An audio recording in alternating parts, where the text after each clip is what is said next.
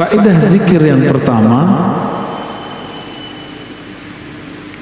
disebutkan dalam hadis yang sahih riwayat Imam Muslim bahwa setiap orang berzikir akan dikerubungi malaikat.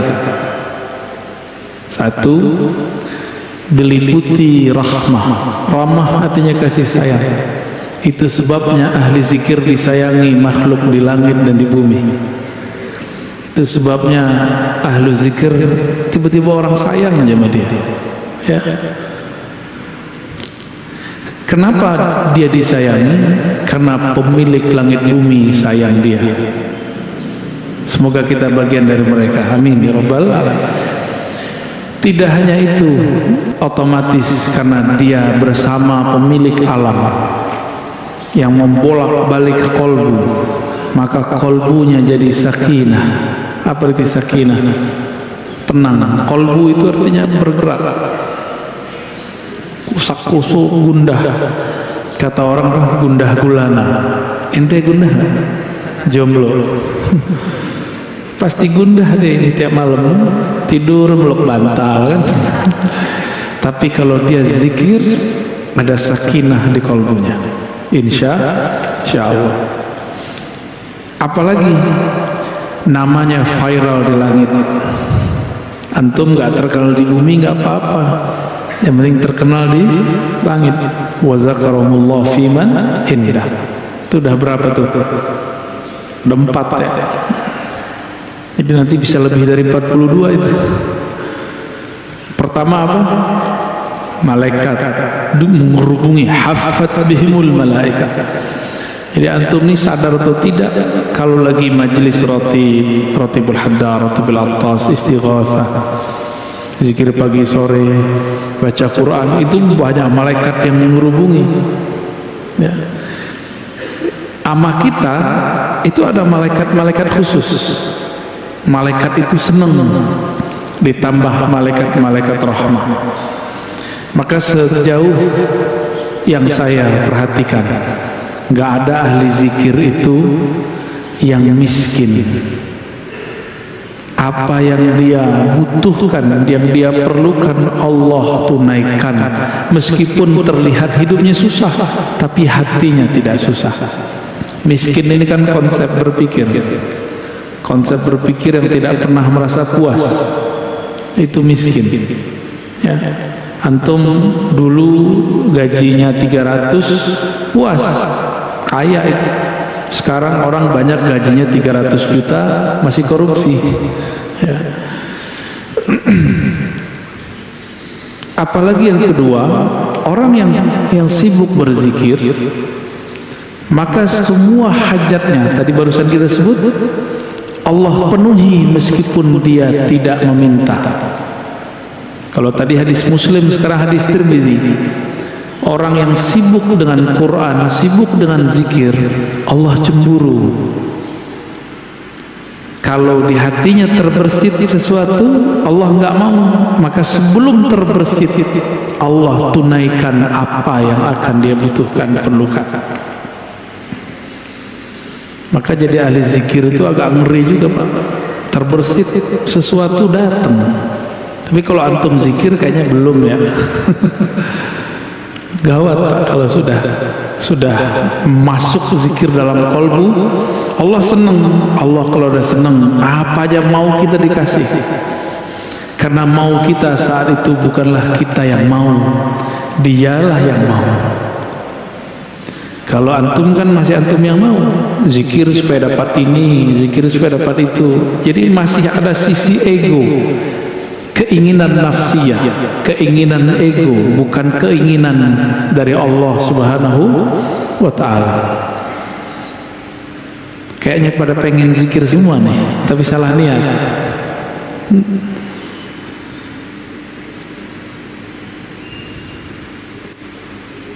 Ini banyak terjadi pada ulama-ulama terdahulu sampai hari ini. Jadi sampai hari ini tidak sedikit ahli-ahli zikir, apa yang terbersit di hatinya Allah kasih. Lalu Allah menyebut dalam hadis Imam Ahmad, Imam Baihaqi dan Ibnu Hibban dengan riwayat yang sahih bahwa ahli zikir itu disebut ahlul karam.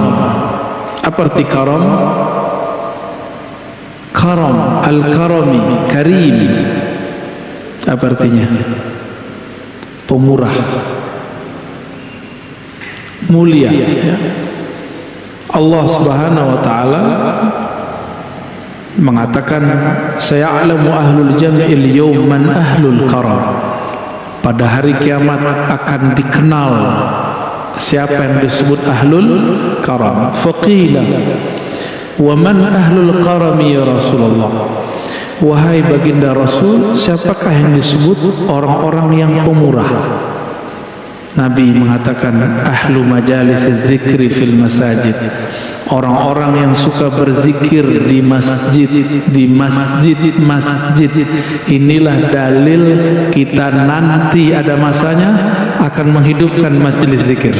Selain majelis taklim, ini kan taklim, nanti ada masa kalau sudah muncul halnya, kita nanti zikir bersama-sama di masjid, insya Allah, ya.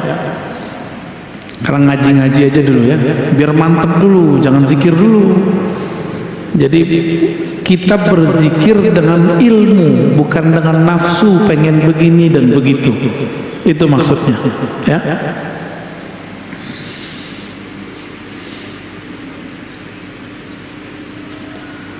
Kalau tadi yang pertama, orang yang berzikir, malaikat mengerubungi, itu malaikat rahmat di bumi. Ada malaikat-malaikat muqarrabin di langit. Mereka berbangga-bangga. Bukan mereka, ya, Allah yang membanggakan kita di hadapan mereka. Satu kali Sayyidina Nabi SAW kharaja ala halaqatin, keluar ke satu halaqah yang ada di masjid. Nabi nggak pernah suruh buat halaqah, Nabi nggak pernah suruh buat zikir, tapi sahabat inisiatif buat halaqah, lingkaran zikir, lalu mereka berzikir dengan pimpinan seseorang. Nabi keluar, Nabi tanya, ma ajlasakum, apa yang membuat kamu duduk bermajlis berhalaqah? Lalu mereka mengatakan, jalasna nazkurullah wa nahmaduh, kami duduk ya Rasulullah untuk berzikir dan memujinya, berzikir dan memujinya. Faqal atani Jibril. Di riwayat Muslim ini diulang sampai 3 kali. Allah, demi Allah, apakah untuk itu kalian zikir? Untuk itu kalian duduk berkumpul? Lalu mereka merasa ketakutan. Jadi mereka ini buat inisiatif majelis zikir di zaman Nabi. Dicecar pertanyaan 3 kali oleh Rasulullah. Perasaannya gimana itu, Pak? Khawatir dituduh sesat. Lalu Nabi mengatakan, bukanlah aku ingin menyalahkan kalian, tapi aku ingin memastikan kalian ngapain, karena di langit lagi rame. Atani Jibril, Jibril mengabarkan kepadaku, di langit lagi rame. Kenapa? Innallaha yubahi bikumul malaikata, Allah membangga-banggakan nama-nama kalian di hadapan malaikat-malaikat muqarrabin. Jadi orang-orang yang suka membuat majelis zikir masyhur di langit. Maka dulu siapa? Almarhum Ustaz Arifin Ilham, almarhum Ustaz fulan, udah banyak dari dulu itu namanya diharumkan. Tapi kalau sekedar nama harum, kalau nggak rajin zikir nggak harum lagi.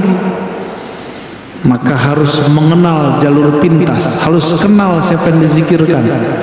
Seandainya Allah tidak menyebut nama kita lagi di hadapan mereka, Allah masih menyimpan sirnya dalam ilmunya. Ya. Jadi lebih tinggi ma'rifat. Zikir itu ada 2. zikir menyebut, zikir mengingat. Nah, mengingat itu mesti ma'rifatullah, kenal Allah Subhanahu wa ta'ala.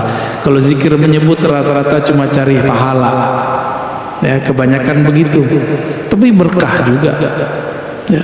Kurang bukti apa Pak? Ustadz Arifin itu, ya.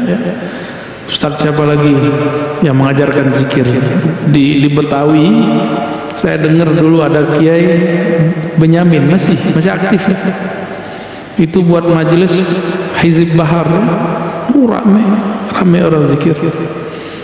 Habib kita buat majelis Ratibul Haddad, Ratibul Attas. Allah ramekan, Allah yang meramaikan, bukan dia. Maka aneh jika ada ustadz, habib, kiai merasa tersaingi kalau ada muncul majelis baru. Itu aneh, ya. Berarti dia nggak mengerti politik langit, ya. Nggak ngerti dia. Orang begini jahil billah. Dia cuma berzikir ingin cari makan. Zikir bukan cari makan, zikir mau cari ridha Allah Subhanahu wa ta'ala. Muncul kelompok baru zikir, gak apa-apa, malah senang kita. Alhamdulillah, negeri ini tambah harum dengan zikrullah. Begitu seharusnya, bukan malah merasa tersaingi. Kita itu marah kalau ada yang membid'ahkan, ya. Satu suara dong. Jangan kayak teman saya di seberang sana, datang adik kelasnya datang buat majelis, diperintahkan guru, apa kata dia? Lu lapor sama gua. Urusan apa? Ya, ini wilayah gua. Siapa yang punya wilayah? Yang punya wilayah kan Allah Subhanahu. Tapi memang kalau kita ngajar di suatu tempat, ini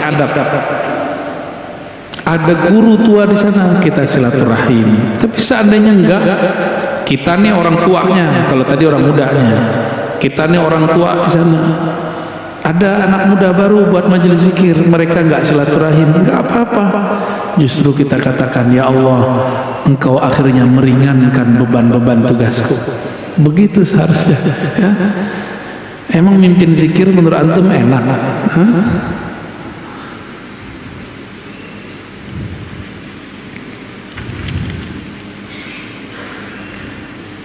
Orang yang berzikir dengan berjamaah, nah ini dalilnya berjamaah nih, hadis Imam Ahmad. Jadi orang-orang yang membid'ahkan zikir berjamaah, saya meragukan mereka ini mengikuti sunnah, walaupun ngakunya manhaj sunnah, nggak percaya. Kenapa? Dalam hadis-hadis yang sahih, hasan minimal, itu selalu menganjurkan zikir berjamaah. Dalam hadis Anas bin Malik diriwayatkan oleh Imam Ahmad, ma min qaumin, tidaklah sekelompok orang ijtama'u. Apa arti ijtama'u? Berkumpul, yazkurunallah, mereka mengingat Allah, illa nadahum munadin minas sama, kecuali muncul malaikat yang memanggil dari langit. Apa kata malaikat ini? Kumu maghfuran lakum. Suara apa itu Ustaz? Kumu maghfuran lakum. Berdirilah kalian dalam keadaan maghfura, diampuni. Qad buddilat sayyiatikum hasanat. Kesalahanmu sudah diganti dengan kebaikan-kebaikan. Dosa-dosamu dihapus, kamu dapat derajat yang tinggi. Ini hadis menunjukkan makna apa? Pertama, majelis zikir itu diridhoi oleh Allah SWT. Bukti Allah ridho, kita diberi ampunan.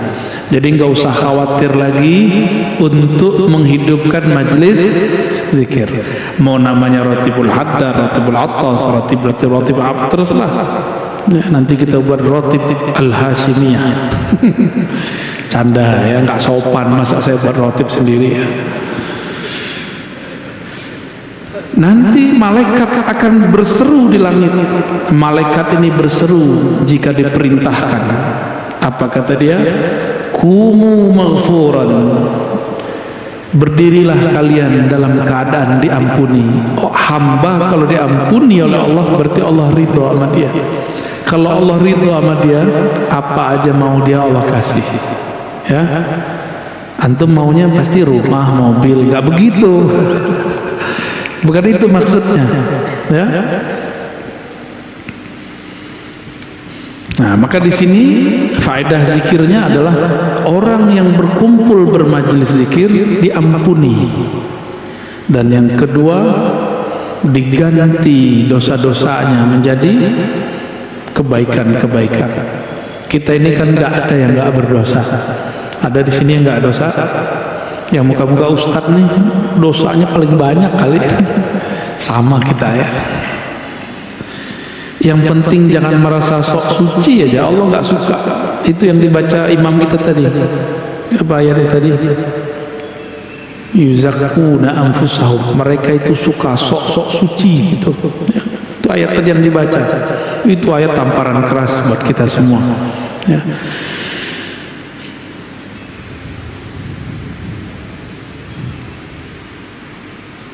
Terjadi dialog antara sahabat dan Nabi. Kana Salman fi isabatin yadhkurun Allah. Satu kali Salman Al-Farisi, Salman ini orang Persia Iran. Beliau umurnya di atas 200 tahun. Masih hidup, masih seger. Kalau di riwayat Imam Zahabi 250 atau 350. Kayaknya 300 agak ribet mikirinnya ya. Mungkin 200 kali. Saya punya guru paling tua udah meninggal 120 tahun kalau nggak salah. Masih seger. Nggak tahu tuh Buya Syar'i ya. Ya, itu berapa umurnya tuh? Ya, tua sekali. Orang cuma pengen minta doa beliau aja. Orang mana tuh beliau? Comas ya. Ya semoga Allah berkahi beliau. Ketika Salman dan para sahabat berkumpul yazkurun Allah, hadis Imam Ahmad dan Hakim. Marran Nabi sallallahu alaihi wasallam fakaffu. Nabi mengunjungi mereka lalu mereka tiba-tiba berhenti berzikir. Faqala ma kuntum taqulun. Kenapa kalian berhenti zikir? Kulna nazkurullah.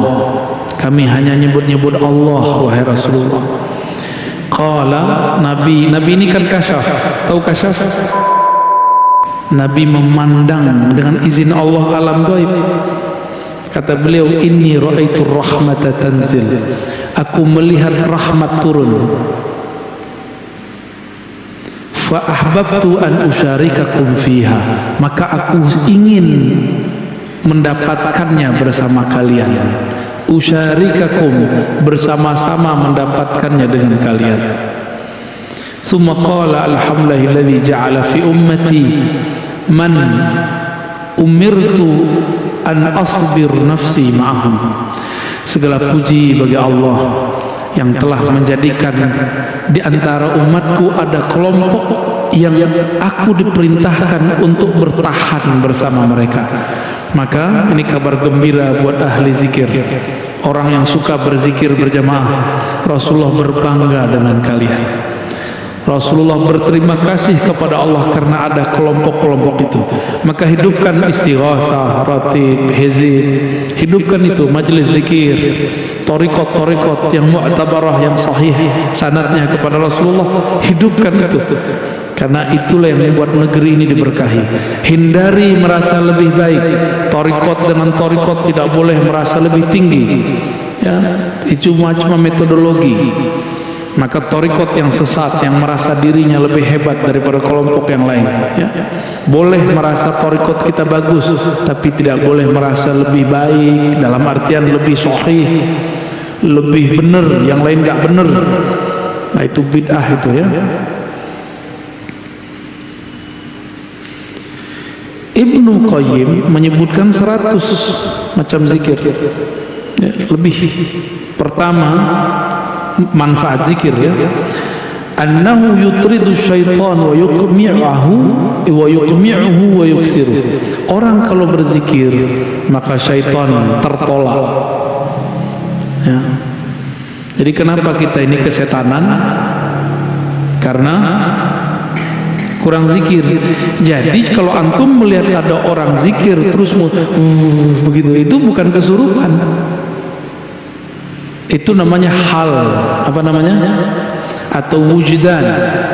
Dia berteriak lagi zikir, itu bukan kesetanan. Atau antum melihat ada orang zikir keras, itu nggak apa-apa. Itu hal yang terjadi sama dia. Cuma kalau saya senangnya sekarang zikirnya lembut. Kalau dulu masa masih muda banget, sekarang muda biasa. Dulu masih muda sekali, saya senang zikir keras. Bahkan kami seminggu itu ada 3 kali majelis zikir keras. La ilaha illallah, begitu. Kepalanya udah kemana-mana itu. Ada kawan kita yang sudah guling-guling, nangis menyebut nama Allah. Allah itu rindu kepada Allah Subhanahu wa Ta'ala. Nggak apa-apa itu. Cuma jangan di tempat yang orang belum mengerti tentang itu. Kayak di masjid ini kan belum terbiasa. Ini kan masjidnya masjid mu'alaf juga nih. Dulunya jangankan itu, kunut aja susah di sini. Imam mau kunut aja disogok dulu biar gak kunut ya. Tanya nih sama imamnya ya. Annahu yurdir rahman azza wa jalla. Orang kalau zikir Allah ridha. Ada yang lebih tinggi dari ridha Allah. Antum kalau sudah diridhai Allah, mau ke langit ke-7 boleh, mau masuk surga boleh, mati dulu. Yang ketiga, ayuzilal hamma wal ghamma 'anil qalb. Kenapa ada orang gundah gulana? Karena zikir tidak masuk menjadi benteng dirinya. Maka syaitan itu kan mengalir di seluruh darah. Bisa setan. Cuma syaitan tidak sanggup masuk ke jantung. Namun karena darah sudah kotor, itu darah yang masuk bekas dia. Itulah yang membuat kolbu kita gundah. Jadi zikir rutin, zikir itu nggak usah banyak-banyak, zikirnya yang rutin, pagi sore ba'da sholat, dirutinkan terus begitu. Nanti akan muncul cahaya, berlapis cahaya, begitulah terus. Lama-lama dia kuat, jangan langsung sekali hantam 70.000. Ya boleh juga kalau sering. 70.000 itu bulanan, mingguan. Misalnya kita buat majelis khatam 70.000 sekali seminggu boleh. Jangan sekali setahun 70.000-nya. Ya. Yang keempat, annahu yujlibu lil qalbil faraha was surura wal basat. Orang yang zikir maka di kolbunya ada kebahagiaan. Yajlib, dapat menarik rasa energi bahagia. Ya, orang-orang yang murung ini kurang zikir ya. Ini wajah-wajah galau ini kurang zikir ini. Kebanyakan nonton YouTube. Annahu yunawwirul wajha wal qalb. Orang kalau zikir karena kolbunya berseri-seri, wajahnya pun berbahagia. Ya. Walaupun air matanya menetes, tapi dia menetes dengan kebahagiaan. Emang bisa nangis tanda bahagia? Bisa ya? Coba ibu-ibu itu waktu dulu nikah nangis. Kita tanya, kamu sedih neng? Enggak, aku bahagia. Jadi ada tangisan bahagia. Annahu yuqwil qalba wal badan. Orang ahli zikir itu kuat kolbunya dan badannya. Jadi antum yang sakit-sakitan mulu, dikit-dikit capek, itu kurang zikir. Karena kalau zikir kolbunya tenang. Orang kalau zikir kolbunya tenang. Kalau kolbunya tenang, maka badannya akan stabil, imunnya oke. Ya. Ini kesukaan antum nih ya. zikir itu menarik rezeki. Annahu yajlibur rizqa. Zikir itu menarik rezeki. Cuma salah paham, rezeki itu tidak hanya yang zahir, ada yang batin. Yang zahir duit, rumah, tanah, pakaian, kendaraan. Ya. Ini beda ya. Ada orang zikir saking banyaknya zikir dia kemudian berkhidmat untuk zikir. Tapi dalam khidmat untuk zikir dia terhalang oleh kendaraan. Maka Allah lihat orang ini butuh kendaraan, Allah adakan kendaraan untuk dia. Lain dengan kita mau beli kendaraan, zikir dulu. Beda ya, modus. Ya, itu modus thariqat al-modusiyah. Thariqat begini udah ketinggalan, ya. Pengen ini zikir, itu thariqat jadul. Bukan thariqat ma'rifatullah. Thariqat begini Allah enggak ridho. Kamu zikir bukan untukku, tapi untuk kemauanmu. Kalau yang pertama tadi lain, dia khidmat untuk zikrullah. Dia kurang kendaraan, Allah adakan kendaraannya. Basit, dia kurang pasangan, Allah nikahkan dia. Ya? Ente al-jumlawi nih. Dia kurang apa? Kurang makan, Allah cukupkan makannya. Itu kalau sudah khidmat. Ya. Dompetnya kurang tebal, Allah tebalkan dompetnya.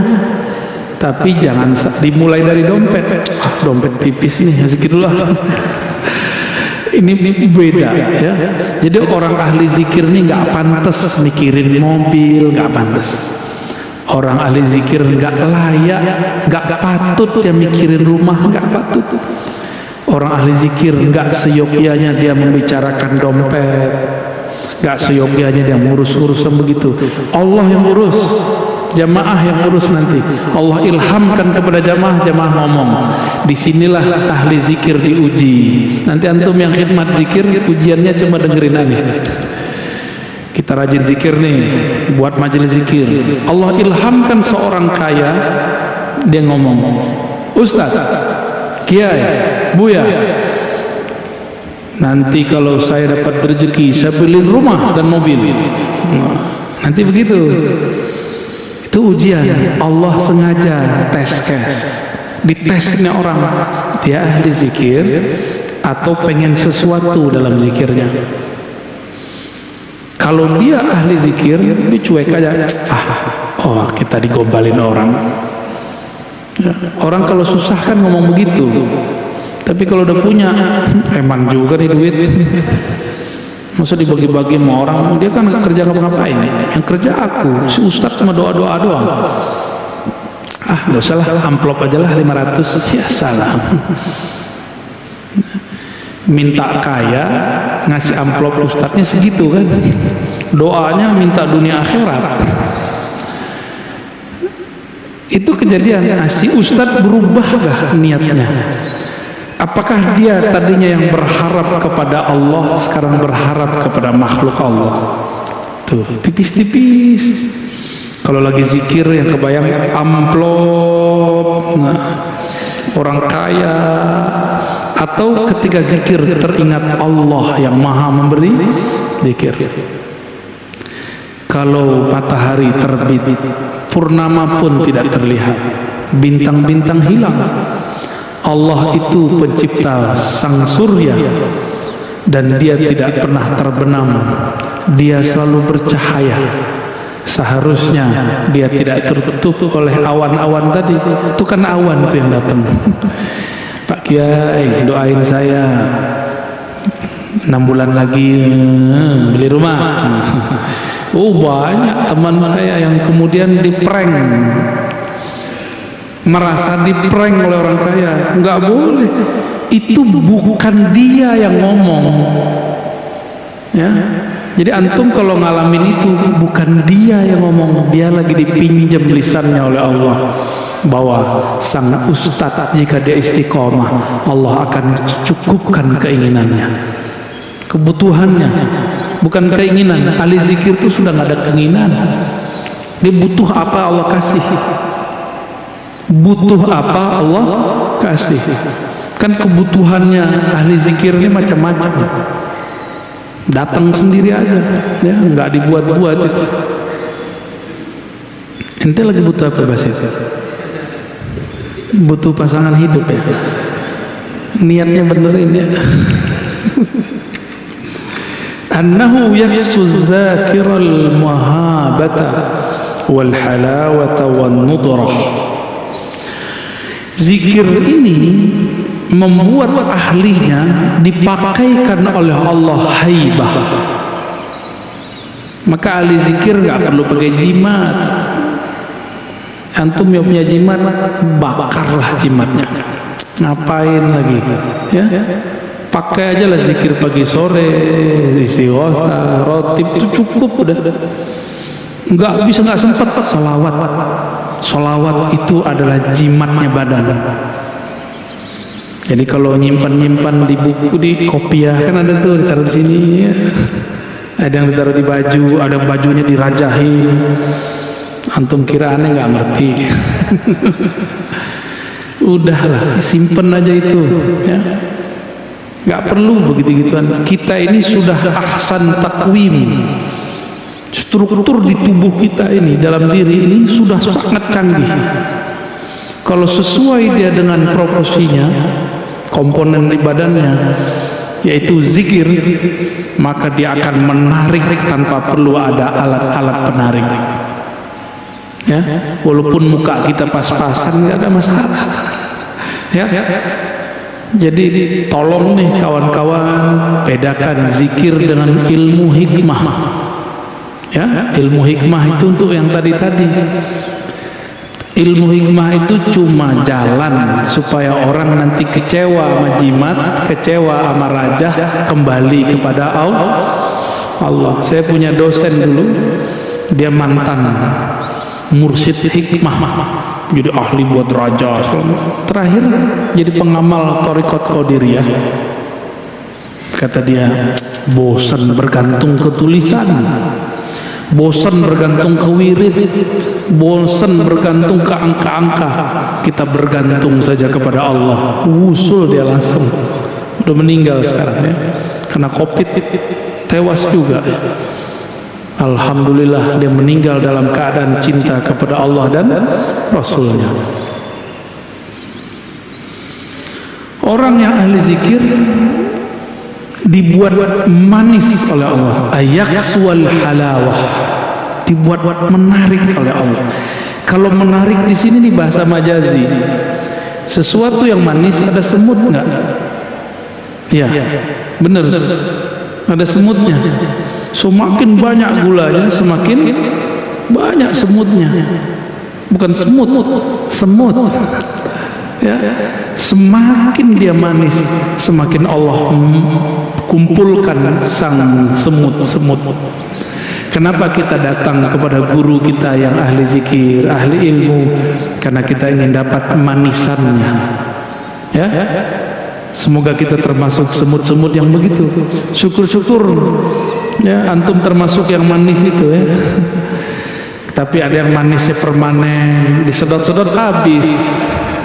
Dia harus update lagi, upgrade lagi. Tapi sayang sekali, ada yang belum manis sudah kemudian merasa manis. Bahkan sekarang ingin menyaingi guru-gurunya. Muncullah kemudian mursyid-mursyid palsu ya, di thariqat banyak. Di zaman Abah Anom dulu ada 9 mursyid palsu. Beliau, Abah Anom masih hidup, ada 9 Pak mursyid palsu. Mantan muridnya ngaku jadi mursyid, bahkan meremehkan Abah Anom banyak. Jadi nanti jangan heran kalau ada orang yang ngaji sama saya, nanti saya nggak tahu sekarang ya, nanti jelek-jelekin saya. Rozi mah belum nyampe, ya nggak apa-apa. Rozi sesat, nggak apa-apa, terserah ente. Kita tidak diminta untuk dikenang amal kita. Ya, guru sih sedih muridnya khianat, cuma itu kan takdir Allah. Kita pulangkan, kembalikan semua kepada Allah. Kita cuma berdoa semoga kita tidak jadi murid yang khianat. Ya. Ada yang nggak diangkat jadi mursyid, setelah wafat ngaku jadi mursyid. Itu pengkhianat juga itu. Nah ini banyak sekarang begitu. Saya nggak mau ini terjadi pada kita. Maka walaupun saya kolektor ijazah tarekat kemursidan, tapi tidak satupun yang saya kembangkan di luar-luar, paling di majelis tertutup saya jual. Karena nggak mau terjadi pergesekan torikoh. Karena psikologis orang bertorikot ini merasa bangga. Doa semoga kita tidak jadi murid yang khianat. Ya. Ada yang nggak diangkat jadi mursyid, setelah wafat ngaku jadi mursyid. Itu pengkhianat juga itu. Nah ini banyak sekarang begitu. Saya nggak mau ini terjadi pada kita. Maka walaupun saya kolektor ijazah tarekat kemursidan, tapi tidak satupun yang saya kembangkan di luar-luar, paling di majelis tertutup saya jual. Karena nggak mau terjadi pergesekan torikoh. Karena psikologis orang bertorikot ini merasa bangga dengan torikohnya. Dulu waktu saya bertarikat sama Nia, saya mau, ini torikot paling cepat. Lalu upgrade Naqsyabandi, kayaknya ini paling mantap. Ada suluk 40 hari, 10 hari, di torikot sebelah nggak ada. Pindah torikot lagi, bukan pindah, upgrade torikot lagi. Wah ini kayaknya lebih gampang nih, nggak perlu pakai suluk-suluk nih. Ngaji lagi, begitulah terus. Ternyata kolbu ini nggak pernah puas sampai dia bertemu Allah Subhanahu wa Ta'ala. Jadi saya pengalaman bertorikot macam-macam, dan setiap masuk torikot tertentu merasa ini yang cukup, ini yang cukup. Maka setelah sekarang Allah dewasakan dikit-dikit, saya menghindari itu. Ya. Kayak antum kan ada yang Naqsyabandi, ada Ba'lawi, ada yang Qadiriyah, ada yang Syaziliyah, ada yang nggak jelas, ada Idrisiyah. Saya lihat ada torikot baru juga nih, torikot Al-Barawiyah. Paling lucu di sebuah pertemuan torikot, banyak orang torikot sholat maghrib datang. Berlombalah mereka pengen jadi imam karena berharap nanti memimpin zikir. Dipimpinlah oleh salah satu orang torikoh, yang torikoh lain marah, bid'ah, torikoh kita beda. Tuh ngapain ente begitu ya? Para seharusnya dinikmati aja, mau di depan pakai apa zikirnya ikuti. Nah ini yang saya hindari. Ya. Itu ciri-ciri torikot ego, torikot nafsiyah, bukan torikot ma'rifat, torikot ruh. Ya, dalam ruh biasa aja. Udah basir, cukup. Nah terakhir saya bacakan nomor 9 kalau di Ibnu Qayyim. Yuwarrisul mahabbata allati hiya ruhul Islam. Orang ahli zikir pasti kolbunya penuh cinta. Jadi kenapa antum ketemu sekelompok orang ngaji doang dia, nggak ada zikirnya, kerjanya nyalahin orang belum, karena dia kurang zikrullah. Kalau dia sering zikrullah, di kolbunya yang penuh cinta, mahabbah itulah ruhul Islam. Mahabbah itulah inti orang beragama. Mahabbah itulah yang kemudian Allah menciptakan segala sesuatu karenanya. Dengan mahabbah itulah Allah sampaikan seorang hamba ke hadiratnya. Dengan mahabbah itulah Salahuddin Al-Ayyubi menaklukkan perang salib. Muhammad Al-Fatih dibimbing gurunya Al-Mursyid Al-Kabir Ibn Syamsuddin memenangkan perang, menaklukkan Konstantinia. Tapi spirit ini sekarang dihilangkan. Banyak orang jualan khilafah, tapi dia meninggalkan tasawuf dan zikrullah. Ya. Saya kembalikan kepada Ustadz jomblo kita ya.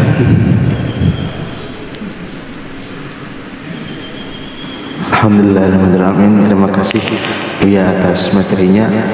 Sedikit Buya ingin bertanya, bicara tentang zikir, ada zikir fida atau zikir tebusan, itu Buya sedikit tahu tolong penjelasannya Buya.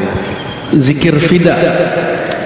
Kalau di Thariqat Naqsyabandiyah, begitu juga Qadiriyah atau TKN atau Khalidiyah disebut dengan zikir khatam tahlil atau ataqah, zikir pembebasan. Dalilnya banyak, ya. Man qala la ilaha illallah dakhalal, man kana akhiru kalami la ilaha illallah dakhalal jannah. Siapa yang akhir kalamnya la ilaha illallah masuk surga. Lalu supaya dapat hak la ilaha illallah, Imam Ad-Dusuqi, Imam As-Sanusi menjelaskan dalam kitab mereka, kitab akidah Sunusiyah Dusuqiyah, disebutkan faidah zikir 70.000. Disebut zikir itqun minan nar, membebaskan hamba dari api neraka. Ya, itu disebut zikir fida. Nah, namun Imam Ibn Arabi punya zikir fida yang lain dengan sholawat. Imam Syafi'i zikir fidanya 4.000 kali khatam Quran. Kalau saya nggak banyak-banyak. Zikir fida itu zikir ma'rifatullah. Kenali yang engkau sebut, maka engkau diselamatkannya. Selesai. Masalahnya kenalnya gimana? Ya, cukup. Para jemaah ada yang ingin bertanya?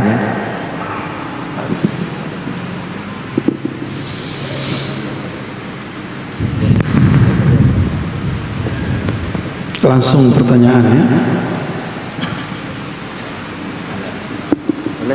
Pak Fauzan.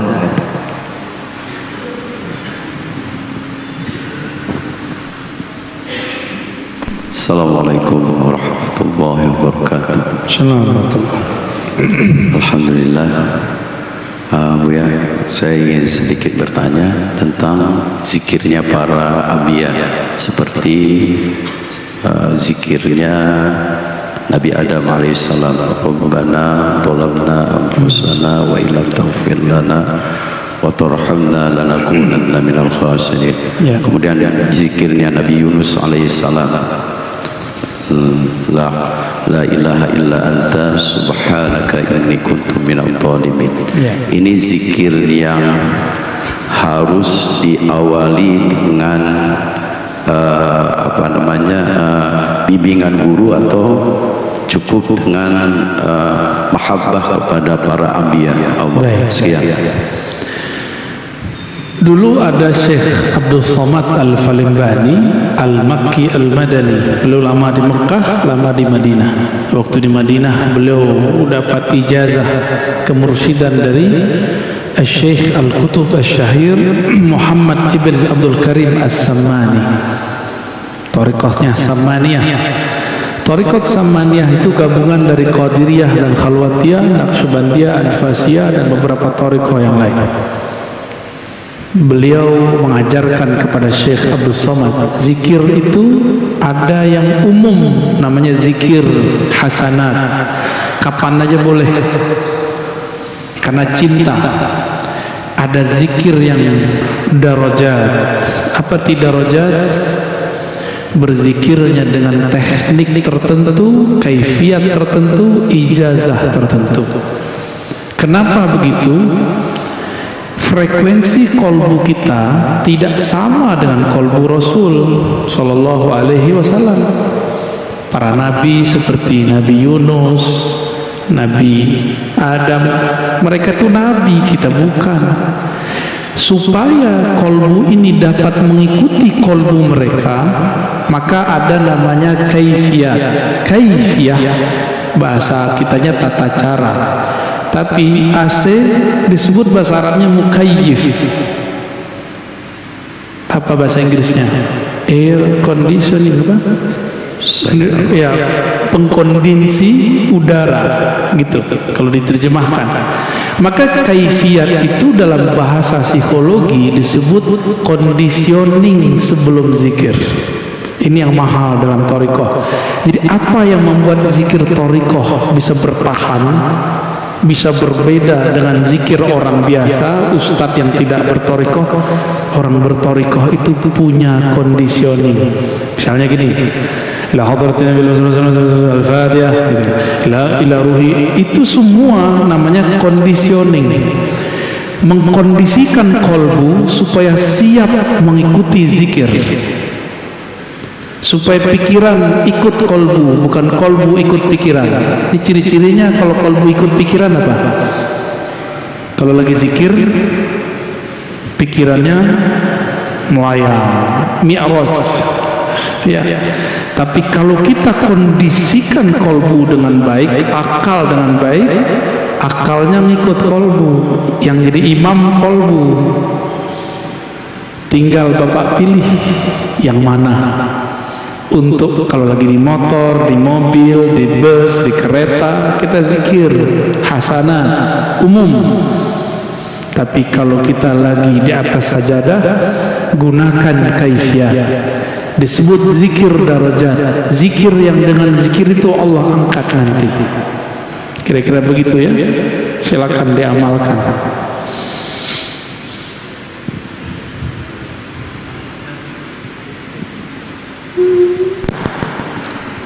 Assalamualaikum warahmatullahi wabarakatuh, Bu ya. Saya dari Jati Asih, Kota Bekasi, Bu ya. Masya Allah. Pengurus MWCNU Jati Asih. Udah Kemarin, Bu ya. Saya mau bertanya, Bu ya. Saya pernah bermubahalah pada seorang ustaz yang mereka itu membid'ahkan, yang kebiasaan kita bertahlil zikir. Lalu dia sedang berceramah, saya bilang begini dalam hati saya, ya Allah, kalau memang dia membid'ahkan kebiasaan kami yang suka tahlil dan zikir, ya Allah, kalau memang tahlil dan zikir ini bid'ah, biar saya yang mati atau dia yang menduduh itu. Kebetulan 1 bulan dia meninggal, Bu ya, habis sholat subuh gitu. Nah ini hukumnya apalah, Bu ya, gitu kan. Izin jawabannya. Assalamualaikum warahmatullahi wabarakatuh. Ngeri kali. Panglima Banser ya. Mubahalah itu sebaiknya dikurangi ya. Karena mubahalah itu menunjukkan perbedaan yang sudah tidak dapat disatukan. Saya kalau ketemu begitu saya menghindar, takut mubahalah itu terjadi. Berarti ini sudah nggak bisa disatukan. Malu di hadapan Allah Subhanahu wa taala. Bukan berarti saya takut mubahalah. Emang kita takut bersumpah dengan nama Allah? Enggak, ini nama terlalu berat.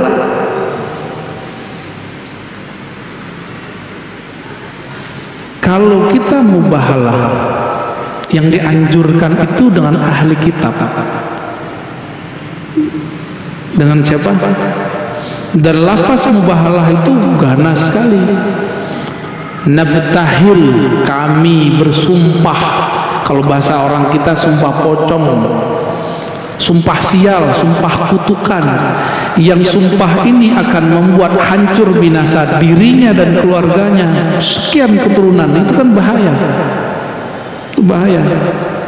Nabi diperintahkan begitu karena ahlu kitabnya rese, gak bisa lagi diapa-apain. Ini masih sesama muslim, jadi saran saya ke depan jangan diulang ya. Terus hukumnya gimana? Itu kan kertek namanya di hati. Itu kan bukan kita juga yang buat. Nah ini ujian juga, merasa sakti nggak? Ya. Yang mematikan seseorang kita atau Allah? Ini contoh nih dalam hikam, sawabikul himami la tukhriku aswaral aqdari. Himmah yang kuat, batin yang dahsyat, itu maksudnya tidak akan bisa merobek, menghancurkan dinding-dinding takdir, nggak akan bisa. Maka dia mati bukan karena kita yang ngomong, tapi Allah pinjam kalam kita, matilah dia karena itu. Kan ngeri juga tuh ya, si abang kita dipinjam Allah lidahnya untuk matiin orang. Contoh gini, saya ambil pisau, kita tusuk seseorang, Apakah saya yang kemudian nusuk orang lalu bikin dia mati? Enggak. Ini cuma asbab aja. Ini cuma asbab. Contoh lain nih, antum ngelihat ada orang pinter, bukan pinter dukun ya, orang cerdas. Ini bakal jadi orang hebat nih, terkenal ini. Terkenallah dia beberapa tahun setelah kita ngomong. Pertanyaannya, dia terkenal karena kita ngomong? Bukan. Allah tadi pinjam lisan kita 3 tahun lalu. Allah pinjam lisan. Setelah dipinjam, Allah ngomong lewat lisan, nanti orang ini akan terkenal gitu. Benar terkenal dia, bakal mati tapi bukan karena kita yang ngomong, tapi kita lagi dipinjam. Itu namanya khatir. Bahasa Arabnya apa? Khatir Rabbani. Khatir, kalau dia berkalam, kalamnya sama dengan kun. Kalau sudah kun, apa aja terjadi ya. Tapi kun ada 2, ada kun ahli zikir, ada dukun. Beda-beda tipis tuh. Gitu Bang ya, jauh-jauh dari Jati Asih. Ya, satu lagi. Baik. Yang mana tuh? Yang sana belum tuh? Yang sini belum boleh. Yang kacamata boleh dioper, Pak. Next, nanyanya pakai kertas aja ya. Ente bagi kertasnya.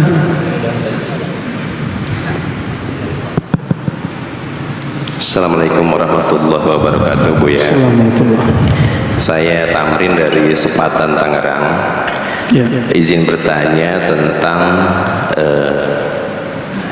tarkud dunia, tarkul makhluk, dan salah satunya dengan terakhir tarkus syaiton. Saya lupa satu lainnya. Perjalanan untuk menuju sini, bukankah itu melalui ranah tarbiyah dari guru-guru kita gitu, Ustaz ya? Pertanyaannya adalah untuk kita atau saya pribadi yang kaum awam itu, seperti apa tarbiyah yang paling mudah untuk dimulazamah untuk yang seperti ini, Ustaz? Demikian. Assalamualaikum warahmatullahi wabarakatuh. Waalaikumsalam. Al-mar'u ala dini khalilih. Begitu kan hadis yang kita sudah hafal. Seseorang itu dinnya, agamanya, akhlaknya, paradigmanya akan terbentuk dari khalilnya. Siapa yang jadi teman dekatnya? Bisa jadi mursyidnya, kiainya, komunitasnya. Ya. Kita ini sebenarnya boleh punya apa aja, Pak. Bapak boleh punya rumah 1000. Punya cincin di semua tangan lengkap, ngeri juga ya. Punya apa aja boleh, yang penting nggak masuk ke dalam kolbu. Ini masalahnya. Ciri-cirinya apa? Nggak susah kalau ngasih orang. Dia kalau ngasih nggak ngerasa dikurangi dan tidak merasa memiliki, hanya merasa dipinjamkan Allah. Nah ini yang berat, saya aja belum berhasil itu, Pak. Tapi sedang berlatih. Kita berlatih. Ini yang disebut zuhud hakiki. Zuhud hakiki ketika selain Allah ditalak 3 dari kolbu. Bukan berarti kita kemudian bukan dengan dunia. Jadi saya ulangi, Bapak boleh punya kendaraan sebagus apapun, banyak-banyak boleh, bagi-bagi kita lah ya. Boleh apa saja. Tapi jangan mobil itu masuk ke kolbu. Inilah anehnya. Mobil masuk rumah nggak muat, tapi masuk kolbu muat, Pak. Aneh. Cirinya apa? Antum sholat kepikiran mobil nggak? Tuh muat ya. Rumah, apalagi kepikiran pasangan, anak, kerjaan, itu semua yang membuat Allah tidak ridho. Allah itu pecemburu. Coba istrinya kalau cemburu marah-marah mulu kan? Istri kita lihat di kolbu kita ada selain nama dia. Kecuali istrinya sudah paham bahwa suaminya boleh menikah 4. Ya, kadang-kadang kan nggak mau paham. Tapi sefaham-fahamnya pasti dia cemburu, pasti cemburu. Aisyah aja yang sehebat itu cemburu, ya. Ummu Salamah aja cemburu sama Aisyah. Kan mereka ini dua grup istri Nabi, ada partai Aisyah, ada partai Ummu Salamah. Ada yang di luar itu namanya Zainab binti Jahash, gak mau dia ikut. Urusan kalian, saya ini dinikahkan Allah, akadnya langsung dari langit, saksinya Allah dan Rasulnya, kata Zainab binti Jahash. Gak mau ribut-ribut sama Aisyah dan Ummu Salamah, karena bagi dia cukuplah Allah yang mengakadkanku, udah cukup itu bagiku. Berarti cintanya aku, cintanya Rasul dari Allah. Sedangkan Sayyidah Hafsah, Sayyidah Aisyah dan Ummu Salamah, mereka masih merasa harus namaku yang dominan di kalbu Nabi, kira-kira begitu. Maka Nabi kemudian bermunajat, ya Allah, untuk membagi badan aku sanggup, untuk membagi harta aku sanggup, haza fima amlik, tapi untuk membagi hati aku tidak sanggup, engkaulah yang maha sanggup. Jadi adil di dalam itu bukan adil secara kolbu, nggak mungkin adil secara fisik dan materi. Nah, kembali ke yang tadi, itu urusan rumah tangga nggak boleh masuk ke kolbu, nggak boleh masuk. Itu sebabnya ketika Sayyidina Umar melihat anaknya Abdullah bin Umar nikah dengan perempuan, itu lupa ngaji dia, nggak masuk majelis lagi. Umar bilang, ceraiin. Umar kan begitu, Pak. Umar itu mursyid Rasulullah, lalu Abu Bakar Umar, mursyid ketiga di zaman itu, asistennya Rasul. Kata Abdullah bin Umar, aku masih cinta, Pak. Ceraiin. Aku masih cinta, Pak. Ceraiin, kalau nggak saya bawa ke Rasul. Di sidang di depan Rasul. Akhirnya kata Nabi, Abdullah, sudahlah, ikutin ayahmu. Karena ayahnya dapat izin berbicara dengan Allah bahwa anaknya ini kalau lama-lama sama istrinya tidak akan menjadi baitul ilmi, rumah ilmu. Sekarang kita kalau baca hadis pasti diriwayatkan dari Abdullah bin Umar. Ya, itu rahasianya. Jadi Umar ini tajam. Benarlah kata orang Arab, al ilmu maqtu'un baina fakhizail mar'ah. Yang ngerti bahasa Arab jangan diterjemah ya. Ilmu kadang terhalang kalau orang belum bisa memilah-milih ketika dia menikah. Ya. Ketika belum bisa memilah-milih. Jadi kalau udah mateng baru, ya. Kalau ente udah kematangan pasti. Cukup ya? Buya, satu lagi terakhir, Buya, terakhir.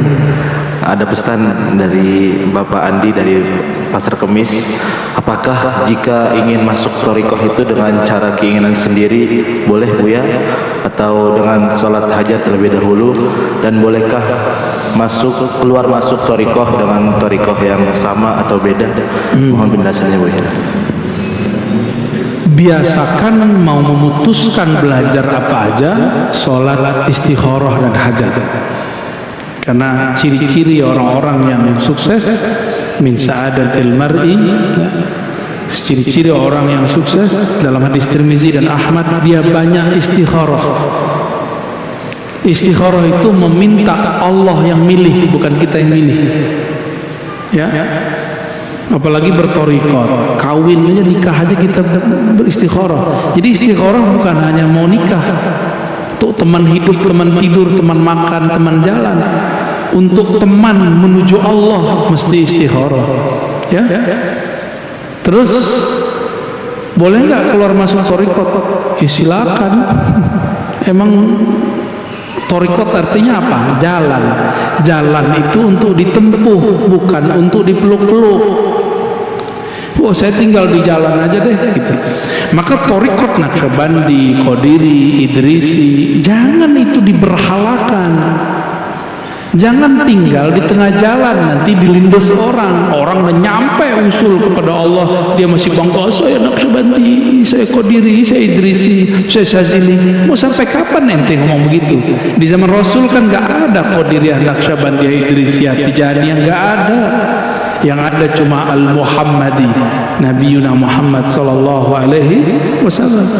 Maka thariqah kita enggak boleh menghalangi kita kepada Allah. Thariqah itu seharusnya membuka jalan kepada Allah. Jadi kalau kita bilang saya pakai jalan ini, kamu boleh pakai jalan yang lain. Keluar masuk enggak apa-apa.